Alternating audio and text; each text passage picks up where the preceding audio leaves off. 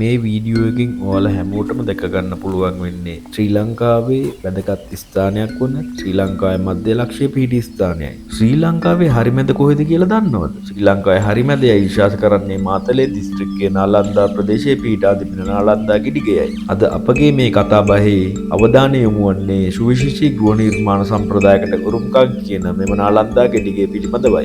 නාලන්දා ගෙඩිගය නැරඹීමට යන ප්‍රධාන මාර්ගය පිළිබඳ මුලින්ම සඳහන් කළොත් මහනුවර යාපනයේ ප්‍රධාන මාර්ගයේ මාතලේ සිට දඹුල්ලට යාමේදී කිලෝමීටර් 48 කණුව ආසන්නයේ දකුණු පසට වන්නට තිබෙන මාර්ගයේ කිලෝමීටර් 1.2ක් පමණ ගමන් කිරීමෙන් පසුව නාලන්දා ගෙඩිගය ළඟා වෙන්න පුළුවන්. මෙම පුරාවිද්‍යා භූමියට පිවිසුණු විට මුලින්ම හමු වන්නේ තැන් තැන්වල විසුණු ගල් කැටයම් සහිත ගල් කැබැලින්ම බිත්ති සඳහා භාවිතා කළ ගල් කැබැලි රාශියකි. ඒවා එක ස්ථානයකට ගොඩගසා ඇති අතරම කැටයම් සහිත ගල් කැටයම් මෙන්ම කුළුණු හිස් නාලන්ද ගෙඩිගයටද යන මාර්ගය දෙපස පිහිටා තිබේ. මාර්ගයේ දිගේ ගමන් කළ පසු බෝවතැන්න ජලාශයෙන් වට වී ඇති උස්බිමක පිහිටා තිබෙන නාලන්දා ගෙඩිගය මෙන්ම වේදිකාවක් මත ඉදිකරපු ස්තූපයක් සහ බෝධි වෘක්ෂයක් මේ ස්ථාන තුනම වට කරමින් ඉදි කරලා තිබෙනවා. ඉතින් අපි නාලන්දා ගෙඩිගේ ඉතිහාසය සමග බැඳුණු අනෙකුත් අංග ගැනත් කතා කරමු. ශිලාමය නිර්මාණයක් වන නාලන්දා ගෙඩිගය සම්පූර්ණයෙන්ම කළුගල් භාවිතා කොට නිමා වී ඇති අතර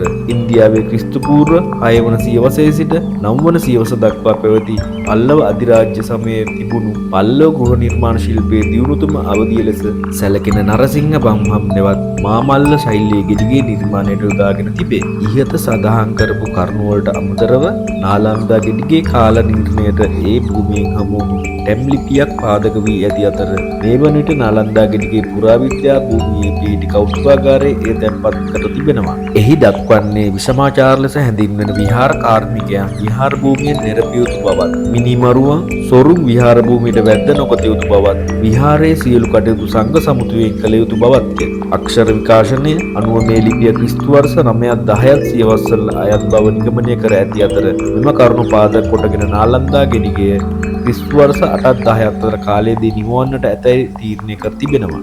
මණ්ඩප කොටසට පිවිසුණු පසු දෙපස එක් පේලියකට ගල් කුළුණු 4ක් බැගින් වූ ගල් කුළුණු 8ක් ඇති අතර ඒ ගල් කුළුණු සියල්ලේම හිස කොටසේ සතර පැත්තේම එක හා සමානම මුහුණත් වැනි කැටයම් අතර ගල් කුළුණු වල පහළ කොටස් වලද එක හා සමානම ගල් කැටයම් කර තිබේ. මණ්ඩපය පසු කරමින් ඉදිරියට ආ විට ගර්භ ගෘහය හමු වන අතර ගර්භ ගෘහය වටා ගමන් කළ හැකි අයුරින් ඒ නිමවා ඇත.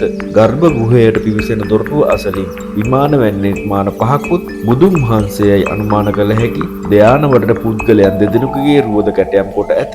හින්දු කෝවිලක ගෝපුරක් ආකාරයකට නිමවා ඇති ගර්භ ගෘහයේ වහලේ විවිධාකාරයේ මුහුණු වැනි කැටයම්ද දැකගත හැකි අතර මුදුනේ දෙපස උල්හැඩේ කොටස් දෙකක්ද නිමවා තිබේ. ඒ මුදුන් දෙකට පහළින් වන දෙපස කොටස් වලින් වම්පස් කොටසේ එක් කකුලක් නමා අනෙක පහළට දමා සිටින පුද්ගලකගේ රුවක් දැකගත හැකි අතර දකුණු පස කොටසේ නිර්මාණය හඳුනාගත නොහැකිය. ගර්භ ගෘහයට ඇතුළු වීමට එක් පඩියක් බැසිය යුතු අතර සරල ආකාරයේ සඳකඩ පහනක් ඒ පඩි පෙළ පාමුල දැකගත හැකිය. ගර්භ ගෘහය තුල ප්‍රතිමා පහක් දැකගත හැක. මැදයට වන්නට පద్මාසනයක් මත පිහිටි බුදුරුවක් දැකගත හැකි අතර එහි මුද්‍රාව අවකන බුදුරුවේ මුද්‍රාවට සමානය. දකුණු අතින් ව්‍යාකරණ මුද්‍රාවද වම් අත වැලමිටින් පහළට රැමී ඇඟිලි තුඩුවම් උරහිස ස්පර්ශන අයුරුද නිමවා ඇත. ප්‍රධාන බුදු පිළිමයට දකුණු පසින් පద్මාසනයක් මත ඉදිකර තවත් හිටි බුදුරුවක් දැකගත හැකි අතර එහි පසු ප්‍රදේශයෙන් ඉහළ කොටස විනාශ වී ඇත. ප්‍රධාන පිළිමයට වම් පසින් තවත් පිළිමයක කොටස් කීපයක් ඇති අතර එය බොහෝ විට බෝධිසත්ව පිළිමයක් විය හැකිය. මේ හැරෙන්නට ගර්භ ගෘහය තුල විශේෂ ප්‍රතිමා දෙකක් දැකගත හැකි අතර ඒවා නම් ගර්භ ගෘහයට පිවිසෙන ප්‍රධාන දොරටුව ආසන්නයට වන්නට ඉදිකර ඇති ගණදෙවියන්ගේ පිළිමය හා අවලෝකිතේශ්වර බෝධිසත්වයන්ගේ ප්‍රතිමාවයි. ප්‍රධාන දොරටුවේ වම් පස ඇති ගණදෙවියන්ගේ පිළිමය ඉදිකිරීමෙන් අතීතයේ පටන් නුවර කලාවිය ප්‍රදේශයේ ගණදෙවියන් වන්දනා කිරීම පැවති බට නිගමනය කළ හැකි අතරම හින්දු ආభాෂයේ බලපෑමක් හොඳින් දැක ගන්නට පුළුවනි. මෙම භූමියේ පිහිටි අනෙක් නිර්මාණය වන්නේ වේදිකාවක් මත පිහිට වූ ස්තූපයයි.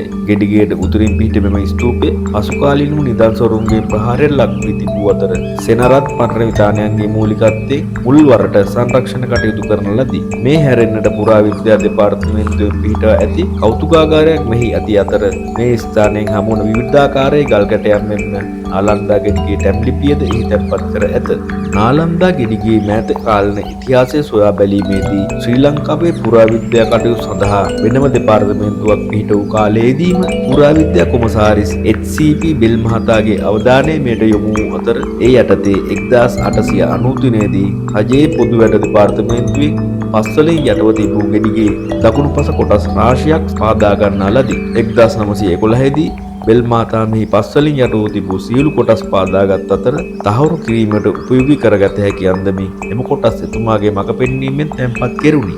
බෙල් මහතා විශ්‍රාම යාමත් සමග නැවතත් නාලන්දා ගෙඩිගේ පිළිබඳ අවධානය යොමු වූ අතර 1927 1928 කාලවලදී ගෙඩිගේ වේදිකාව මත පැතිර තිබූ නුගමුල් ඉවත් කිරීමක් වුණු අතර එහිදී වේදිකාවේ කොටසක් ගලවා ඉවත් කරන්නට සිදුවිනි. ඊට පසුවද මෙම ගොඩනැගිල්ලේ ගස් ඉවත් කිරීමක් හැරෙන්නට වෙනත් ප්‍රතිසංස්කරණ කටයුත්තක් සිදු නොවුණි. සෙනරත් පරණ විතාන සමයේදී එනම් 1953 දී ස්තූපය ප්‍රතිසංස්කරණය කරන ලදී. පසුව ගෙඩිගේ ප්‍රතිසංස්කරණ කටයුතු කඩිනම් වූයේ 1970 දශකයේ කළ කඩිනම් මහවැලි සංවර්ධන ව්‍යාපාරයේ ගෙඩිගේ තිබුණු ප්‍රදේශයට බෝවතැන්න ජලාශයට යටවීමට නියමිත තිබූ හේයිනි. පල්ලව ගෘහ නිර්මාණ ශිල්පයේ හින්දු කෝබිලික ස්වරූපයෙන්ම නාලන්දා ගෙඩිගේ නිර්මාණය කර ඇති අතර ඉදිකිරීම් කටයුතු වලදී මෙන්ම මහා නායන ඇදහිල්ලක් ඒ වගේම පෙර තිබූ පරිදි හින්දු ඇදහිල්ලත් මිශ්‍ර කර තිබේ. එලෙස පල්ලව ශෛලයේ යටතේ ඉදිකර වර්තමානයේ වන විට ශ්‍රී ලංකාවේ ඉතිරිව තිබෙන එකම බුද්ධ ප්‍රතිමා මන්දිරය වන්නේද නාලන්දා ගෙඩිගයයි. ටැම් ලිපියෙන් මෙන්ම භූමියේ විසිරී පවතින ගල් කැබලි වලින්ද විහාර සංකීර්ණයක් පීඩා තිබූ බවත් එය මහා සංවිධානාත්මක බවකින් යුක්ත වූ බවත් අනුමාන කළ හැකිය. මේ හැරෙන්නට නාලන්දා ගෙඩිගයට ඊටත් වඩා පෙර ඉතිහාසයක් ඇති බවටද මහා මත දක්වන අතර රාවණ රජ සමය දක්වා ඒ විහිදෙන බව කියවේ. රාවණා රජුගේ පුත් ඉන්ද්‍රජිත් තමන්ගේ යාග හෝම කටයුතු සඳහා මේ ස්ථානය භාවිතා කළ බවත් ඉතිහාසයේ විශ්ව සත්‍යයක් ගැබ්ව ඇති බවත් කියවේ. ලෝක උරුමයක් බඳු ලංකාවට මහත් සම්පතක් වන නාලන්දා ගෙඩිගේ රැක ගැනීම අප සියල්ලන්ගේම යුතුයකම සහ වගකීමයි. ඉතින් මේ වගේ තවත් වීඩියෝකින් අපි ඉස්සරහදී හමු වෙනකම් ඔයගොල්ලෝ හැමෝටම සුබ දවසක් ප්‍රාර්ථනා කරනවා. අපේ channel එක subscribe කරලා නැත්නම් දැන්ම subscribe කරලා තියාගන්න.